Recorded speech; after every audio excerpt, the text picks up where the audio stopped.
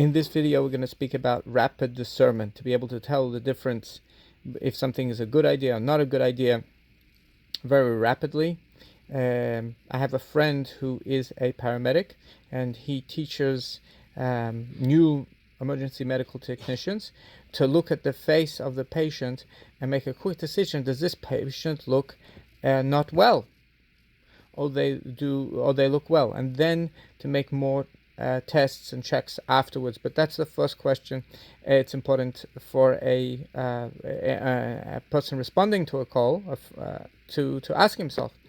So to help us understand this idea of rapid discernment, to be able to tell the difference between something's a good idea and not a good idea, I'm going to read this letter. This is dated on a Thursday to the Seder, of the portion of the week, the reading of the Torah portion, which is called Kol Asher Diber Hashem Nasa. Whatever Hashem spoke, we will do. Another way of calling this Pasha is Pashas Yisrei. And he's speaking to a 13-year-old bar mitzvah boy, and how it's important to say Torah, and to say a Maimer Chasidus, and to give tzedakah by the bar mitzvah. And this week's Pasha is the Pasha of the giving of the Torah, and then it goes on, which the Torah is a Torah of life, and then it goes on to the next Pasha, which is the Pasha of Mishpatim, keeping the Torah laws in financial issues. And the Rebbe mentions it's important to learn the portion of the week every day, divide it up into 7 parts, and learn a portion of the week every day, like we do with Rashi. And he said that the Rebbe says to the boy, you should have this in front of your eyes always. Just because it says in this week's Pasha, to me, the children of Israel are servants. This is what Hashem says, and we are not servants to servants. And therefore it's prohibited for a person to put himself into slavery, because keep himself in slavery because it's convenient. I get a lot of benefits by being in slavery. Person should not say that. And the Rebbe says this is a lesson from things of this world. We should never be slaves to the pleasures of this world. We should never be slaves to our drive for evil. We need to always remember the first statement from the 10 Commandments, the Aseret HaDibros, I am Hashem your God, which has taken you out of the land of Egypt from the house of slaves. So we are slaves for Hashem, and we were taken out of the house of slaves, so we're not supposed to put ourselves into slavery. And then the Rebbe says, well, how can you be free? If this is a fundamental thing, if the first line of the 10 Commandments of the Aseret HaDibros is telling us to be free, what is freedom?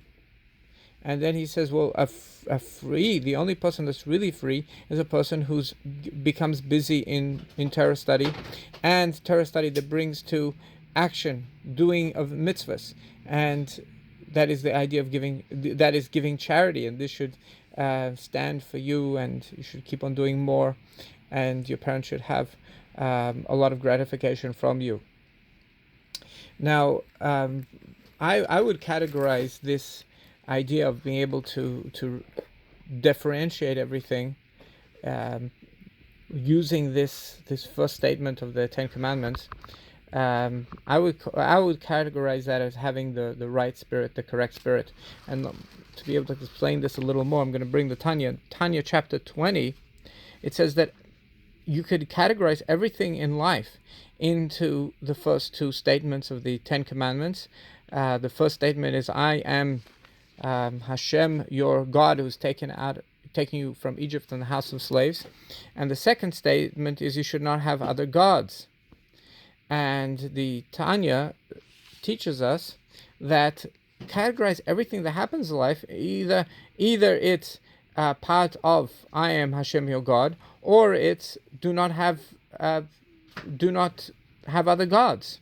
So either we are aligning ourselves with the one God, or it's idol worship. and that can be a very useful tool in having a quick discernment. Like, is this something that's holy, or this is something that isn't holy? It's like smelling the difference. And every day we daven, we pray, and we ask for this. We ask that your spirit and your words, which I put in your mouth, should not stop from your mouth and your children's mouth and your grandchildren's mouth.